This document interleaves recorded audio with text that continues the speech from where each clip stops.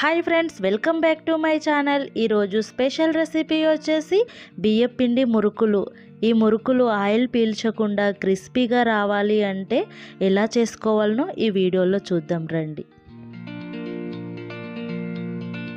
ముందుగా బియ్యపిండి మురుకులను చేసుకోవడానికి ఇలాంటి వెడల్పైన గిన్నెలో 2 కప్పుల బియ్యపిండిని వేసుకుంటే 1 కప్పు శనగపిండిని వేసుకుంటే సరిపోతుంది. ఇప్పుడు వేడివేడి నూనెని ఈ పిండిలో వేసుకుందాం.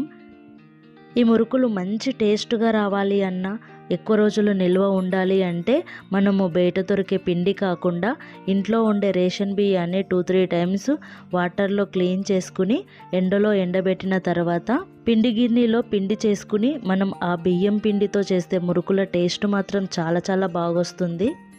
ఈ పిండిలో రుచికి సరిపడా సాల్ట్, 1 టేబుల్ స్పూన్ కారం, కొంచెం వాముని ఇలా చేయిలో నలుపుకుని వేసుకుందాం. ఒక చిన్న కప్పు నువ్వులను కూడా వేసుకుంటే టేస్ట్ చాలా బాగొస్తుంది. చేయితో ఈ పిండిని మంచిగా ఇలా కలుపుకోవాలి. ఇలా అంతా కలిసిన తర్వాత మనము ఇప్పుడు కొంచెం వాటర్ వేసుకుంటూ మనం ఈ పిండిని కలుపుకుందాం. వేడి నీళ్ళు వేసుకోవాల్సిన అవసరం లేదండి. నార్మల్ వాటర్ వేసుకుంటూ కొంచెం వాటర్ వేస్తూ ఈ పిండిని చక్కగా కలుపుకోవాలి. ఎక్కువ వాటర్ వేసుకుని మెత్తగా కలుపుకున్నాము అంటే ఈ మురుకులు అనేది ఆయిల్ పీలుస్తుంది, మళ్ళీ వేగడానికి చాలా టైం పడుతుందండి. అలాగని గట్టిగా తడిపినా కూడా మురుకులు చేసేటప్పుడు చాలా ఇబ్బంది అవుతుంది. ఈ వీడియోలో చూపించినట్టు పిండి ఇలా ఉండాలి. ఈ పిండి పైన నిమిషాల పాటు ఉంచుకోవాలి. 15 నిమిషాల తర్వాత ఒకసారి ఈ పిండిని కలుపుకొని మురుకులు చేయడానికి ఇలాంటి రంధ్రాలు ఉండే ప్లేటును తీసుకుని మురుకుల పీటలో పెట్టి మనం టైట్ చేసుకోవాలి.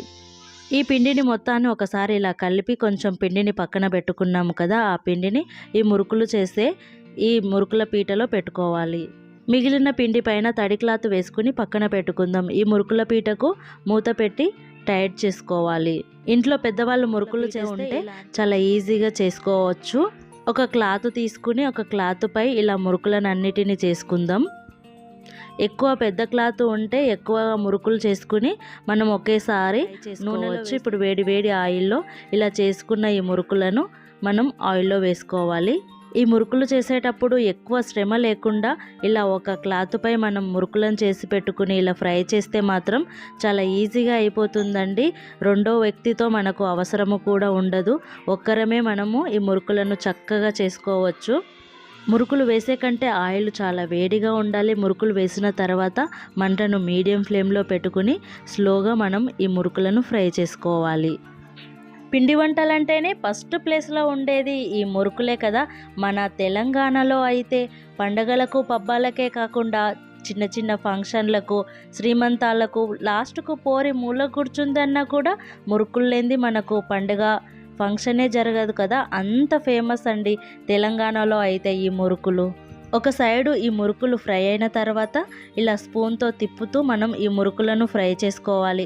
కొంచెం టైం పట్టినా సరే కానీ ఈ మురుకులను మాత్రం మంటను మీడియం ఫ్లేమ్లో పెట్టుకుని ఫ్రై చేసుకుంటే చాలా క్రిస్పీగా వస్తుంది. ఇలా మంచి కలర్ వచ్చే వరకు ఫ్రై చేసుకున్న తర్వాత ఇలాంటి స్పూన్తోన మరొక స్పూన్లోకి తీసుకోవాలి. అప్పుడే మురుకులు విరిగిపోకుండా చక్కగా వస్తుంది. ఇలాగే అన్ని మురుకులను కూడా తీసుకుని మనం పక్కన పెట్టుకుందాం. మీకు ఆయిల్లోనే మురుకులను చేయడానికి వస్తే కూడా ఈ విధంగా ఆయిల్లోనే చేసుకోవచ్చండి. ఆయిల్ వేడి ఎక్కువగా ఉంది అనుకుంటే మాత్రం మనం పొడి క్లాత్లో కానీ తడి క్లాత్లో కానీ మనం మురుకులను చేసుకుని ఇలా చేతిలోకి తీసుకుని కూడా వేసుకోవచ్చు. మనం తీసే గరిట పైన కూడా మురుకులను ఒత్తుకుని ఆయిల్లో కూడా వదులుకోవచ్చండి. మీకు ఎలా చేస్తే ఈజీగా అనిపిస్తుందో అలా ఈ మురుకులను మీరు చేసుకోవచ్చు. ఆయిల్లో వేసిన ఈ మురుకులను ఒక సైడు మంచిగా ఫ్రై అయిన తర్వాత మరొక వైపు తిప్పుతూ ఫ్రై చేసుకోవాలి. ఈ మురుకులు మంచి టేస్ట్ రావాలంటే మాత్రం ఈసారి ఇలా చేయండి. మీరు కేజీ బియ్యానికి 1/2 కేజీ శనగపప్పును వేసుకోవాలి. కొంచెం జీలకర్రను కూడా వేసుకుని మనం గిర్నీలో ఈ పిండిని పట్టించాము అంటే ఆ పిండితో చేసే మురుకుల టేస్ట్ మాత్రం చాలా బాగుంటుందండి. ఒకసారి ఇలా చేసి చూడండి, చాలా బాగా వస్తాయి మురుకులు. ఇలా చక్కగా ఫ్రై అయిపోయిన ఈ మురుకులను ఒక గిన్నెలోకి తీసుకుందాం. మిగిలిన మురుకులను కూడా ఇలాగే గిన్నెలోకి వేసుకోవాలి. మేము చిన్నగున్నప్పుడు మాత్రం మా అమ్మ వాళ్ళు ఇలా మురుకులు చేస్తూ ఉంటే వేడి వేడి మురుకులను చేసే కొద్దికి తింటూనే ఉండేవాళ్ళము. సెకండ్ రోజు వచ్చేసి ఒక కప్పు నిండగా ఛాయ వేసుకుని ఈ ఛాయలో ఈ మురుకులను అన్నిటినీ విడుచుకుని వేసుకుని 2 నిమిషాల పాటు నానబెట్టుకున్న తర్వాత స్పూన్తో ఆ మురుకులను తింటూ ఛాయను తాగుతూ ఇలా తినేవాళ్ళమండి. మీలో ఎంతమందికి ఇలాంటి అలవాటు ఉంది? మరి తినేటోళ్ళకి తెలుస్తుందండి ఆ టేస్ట్ ఎలా ఉంటుందో. చాలా చాలా బాగుంటుంది. మీరు కూడా తింటే నాకు కామెంట్ చేసి చెప్పండి. చూశారుగా ఫ్రెండ్స్, మీకు ఈ మురుకుల రెసిపీ నచ్చిందా?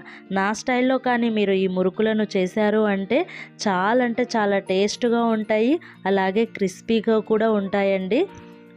మీరు స్టీల్ డబ్బాలో ఈ మురుకులను నిల్వ చేశారు అంటే ఫ్రెష్గా ఉంటాయండి. అదే ప్లాస్టిక్ డబ్బాలో కానీ నిల్వ చేశారు అంటే క్రిస్పీగా అస్సలు ఉండవు అండి. చూశారుగా ఫ్రెండ్స్, నా రెసిపీ మీకు నచ్చిందా? నచ్చినట్టయితే లైక్ చేయండి, షేర్ చేయండి. మరిన్ని వీడియోస్ కోసం నా ఛానల్ని సబ్స్క్రైబ్ చేసుకోండి.